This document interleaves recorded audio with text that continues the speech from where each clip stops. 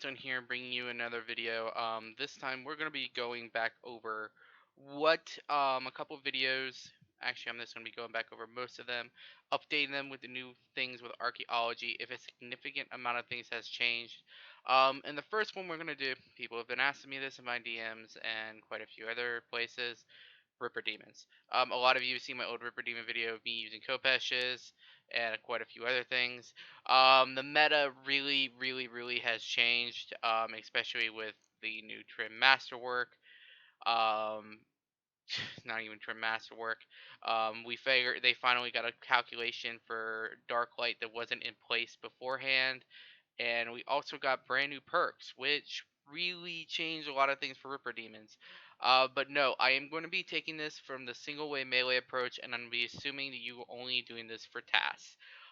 If you are trying to hunt the Nipper pet, it is best to do it on task because you are guaranteed one per task. If you are off task, the rate is like astronomical. I've maybe gotten 50 elites in the last 15,000 kills off task. So just as a note, it's not really good to kill them off task. Please make sure if you're after the pet, make sure you do it on task. However, both of these setups will work on task, and then let's go ahead and get into the gist of it. Of course, Vampirism Scrimshaws, your laceration boots are not required. In fact, I probably need to repair those. Cinderbanes are not required, but I highly suggest, and also weapon poison if you really want. That is up to you. That is, I don't really use it too much because they die very quickly anyway. But still, if you decide to, Cinderbanes will probably be helping you more. Souls, because you really want the protection. You do not need Reaper with this setup at all. Of course, my strength perks are here, which are, sorry, my cape perks are strength, defense, and range with HP on the thing. Standard stuff. If you really want to, you could bring this to for decimation switching, augmented masterwork spear of annihilation. That is completely up to you. If you do bring it, make sure it has some sort of aftershock and lunging on it. Other than that, let's go into the perks of the rest of this armor because those are optional. First off, you're gonna be shocked here that I'm not actually using a Kopesh. I have actually started using this, and this is an augmented Dragor Mace. This was actually my old lunging switch, with Equilibrium 4 and Ruthless 3. Now, if you guys are wondering how this kind of works, first off, you're not gonna really need the aftershock. Aftershock's not as important anymore, as it used to be. Generally, you can go for Aftershock 4 Equilibrium 2, but let me explain to you why this is better and why you probably want one of these weapons in every single style. First off, Equilibrium 4 increases the maximum hit or minimum hit by 3% per rank and decreases it by 1%. So you are decreasing your max hit by 4%, but you're increasing the min hit by 12%. That is quite a big thing. That is quite a big thing. That's a lot of damage increase right there, just the Equilibrium 4. And then Ruthless 3. I'm going to let you sit here and think about this for a second. 0.5% damage boost per rank for 20 seconds. This can stack up to 5 times. So if you do the math, that is 7.5% more damage. This is about 10 to 10% more average damage on Ripper Demons. There is not a 10% damage difference between Kopesh and Dragors. In fact, you could no, you really can't. Blade of Avaris would not really be worth, but it is an option with this perk on it. But anyway, this is 10% or more damage increase. Over what is Aftershock is I think like a 3% for Aftershock 4, if that. Even with the 2 equilibriums, it's still half because Ruthless. And no, you really can keep these stacks, even in single way, which is where I'm going to show. Other than that, for perks, you just and also you want the Dark Light. Now the Dark Light was a little confusing on how it actually works. Basically, it is equivalently stronger the weaker the defense of the mob is. However, it generally doesn't add a ton of accuracy, but what it does is it allows it to naturally hit through the defense. At one point in time, this was a I believe, if I remember correctly, and this is where the other video came into play, was that it was a chance to hit through the Ripper Demon's defense, or even a demon. But now it can. Now, as for what I've been using for Rippers, I've been using completely standard PVM perks. Relentless 5, Crackling 4, Impatient 3.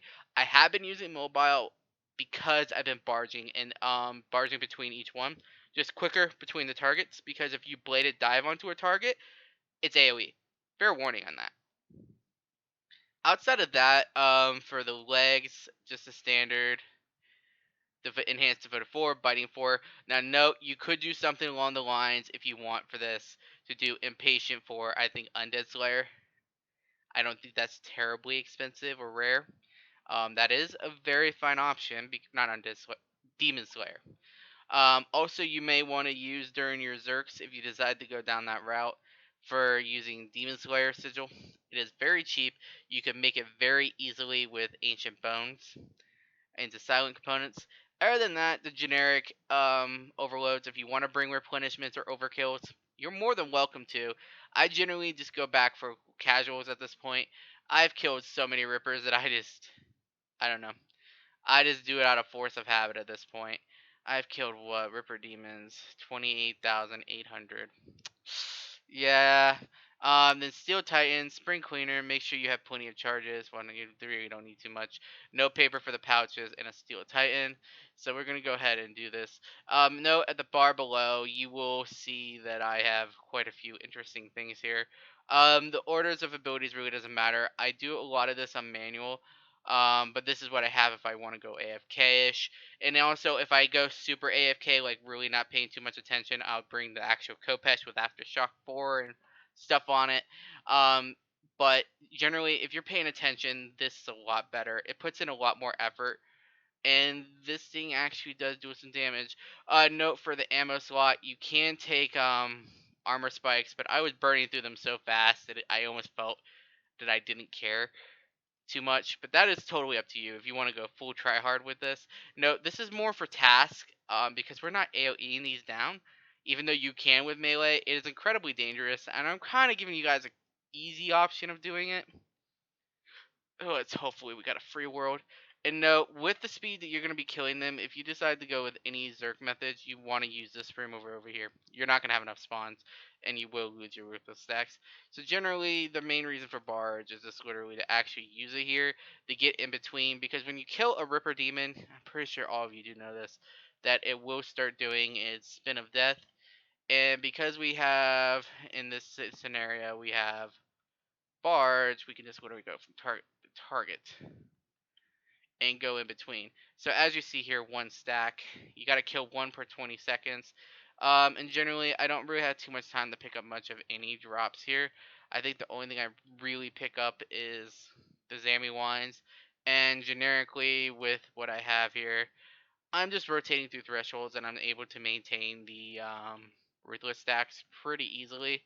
So I'll just BD onto this, and then I will, well, inventory's full.